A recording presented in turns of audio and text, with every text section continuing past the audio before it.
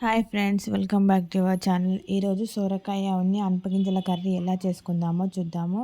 అనపగింజల్ని ముందుగానే వాటర్లో ఉడకబెట్టేసుకున్నాను. సొరకాయని ఇలా కట్ చేసుకున్నాను. ఉల్లిగడ్డలు, పచ్చిమిర్చి, కొత్తిమీర తీసుకున్నాను. అనపగింజలు ముందుగానే ఉడకబెట్టుకుంటే తొందరగా ఉడుకుతాయి కాబట్టి కర్రీ అనేది తొందరగా చేసుకోవచ్చు. అనపగింజల్ని ఇలా వాటర్లో వేసి ఉడకబెట్టుకున్నాను. అవి బాగా ఉడికాయి. ఒక బౌల్ పెట్టుకొని అందులో కర్రీకి సరిపడా ఆయిల్ వేసుకుంటున్నాను.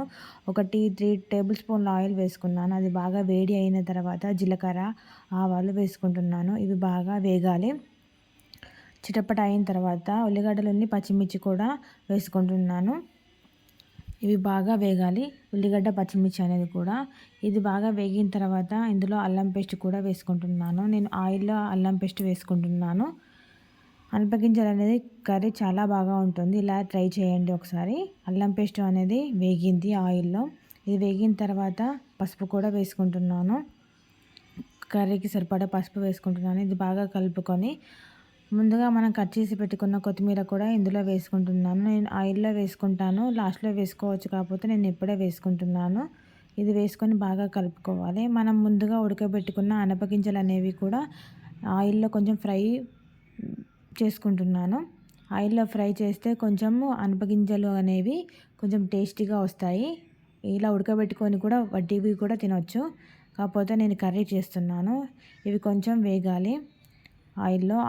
ఇలా వేగాయి అనపగింజలు అనేవి. ఇప్పుడు మనం కట్ చేసి పెట్టుకున్న సొరకాయ ముక్కలు అనేవి ఇందులో వేసుకొని బాగా కలుపుకుందాము. ఆయిల్‌లో బాగా కలుపుకోవాలి.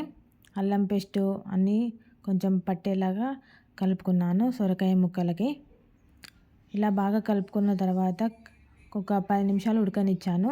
ఇలా బాగా ఉడికిపోయింది. సొరకాయ అనేది, అనపగింజలు అనేవి కూడా కొంచెం.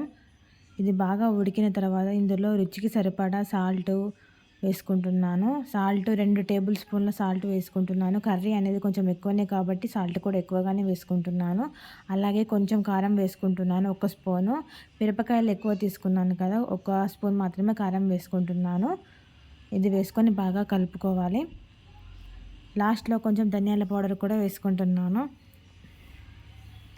ఇలా సింపుల్‌గా అనపకాయ గింజలు సొరకాయ కర్రీ అనేది చేసుకోవచ్చు.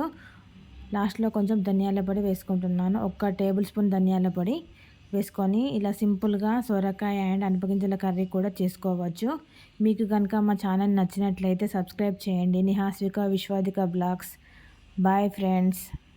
ఈ విధంగా అనపగింజల కూర తయారు చేసుకోండి.